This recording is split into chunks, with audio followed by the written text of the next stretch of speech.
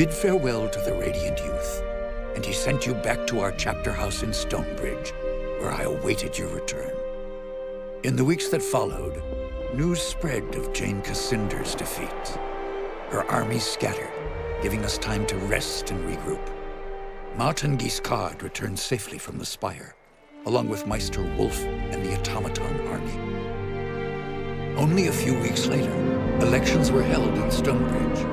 Meister Wolf, who had been so public in his support of the Legion, almost won the office of mayor. But he was defeated in the end. Many people had wanted the dapper old Gent to hang. They resented the fact that the Legion had spared his life, and they blamed poor Wolf. After the humiliating events in the Foundry, Meister Castle was forced to resign as Guildmaster of Ironmongers. The Cyclopses negotiated a new contract for higher wages, and with the help of Meister Fiddlewick, formed a new workers' union. For the first time in 100 years, they were permitted to leave the Foundry and spend their newfound wealth in the markets and taverns of Stonebridge. Cyclopses are becoming an increasingly common sight in Stonebridge, and many believe that they will eventually take their place as equal citizens of the town. Archambault du Payen, formerly known as the dapper old Gent, proved a valuable addition to the Legion. His knowledge of Legion magic allowed us to retake control of the Sentinels that had long guarded our chapter houses and estates. But the people of Stonebridge still bore him a grudge, so we were forced to send the Gent north for his own safety. There, he took possession of Gunderic Manor and all the magic that lay within. In time, the manor will again become a training ground for a new generation of Legion mages. The following winter was a harsh one in the Renvall, just as Lazar Basili feared. Without any trade from the south, the people of Raven's Rill went hungry and many died. Among them were the widow Ludmilla and Lazar's friend and scribe Grigori. When spring came, the dead were mourned, and Lazar's people did their best to carry on. Queen Roslyn abandoned Glitterdelve, embarking on a tour of all the cities and towns of the West, meeting as many of her subjects as she could.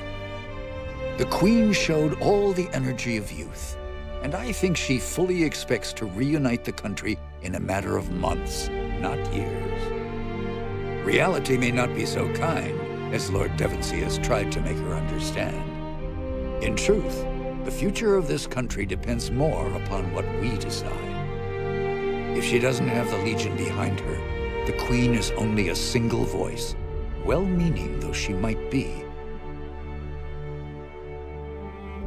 As for Devonsey himself, I think the man was impressed by your decision to spare Jane Cinder, as the Queen had asked. When he last visited Stonebridge, he spent a great deal of time in our chapter house. I believe he might actually be willing to rejoin our ranks, if we choose to accept him. Rajani and her sisters returned to Stonebridge, quietly and carefully disguised. Jane Cinder's defeat affected them deeply, though not in the way I expected. Their devotion to Jane was replaced by a deep admiration for your companion, Anjali. I think they saw in Anjali the leader they should have followed all along, and they have lately expressed a desire to join our ranks. I maintain my suspicion of any Archon who once followed Jane, but I believe that redemption is not impossible, even for them. Jane Cinder was as good as her word, though I had my doubts at first. She returned to the cities and towns of the East and urged the people to end their war with the Legion and the Crown. Jane's repentance was heartfelt, and many were swayed by her words. But others have not been so compliant. The Church Synod in Bisselberg, who once called Jane a saint, have declared her apostate and threatened her life. Though Jane refuses bodyguards of any kind, Queen Roslyn fears for her life. And if anything befalls her, our gains in the East may yet be lost.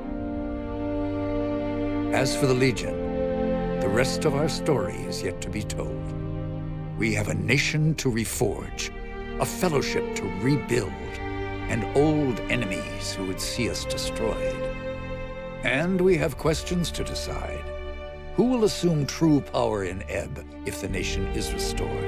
And who will take the mantle of Grand Master?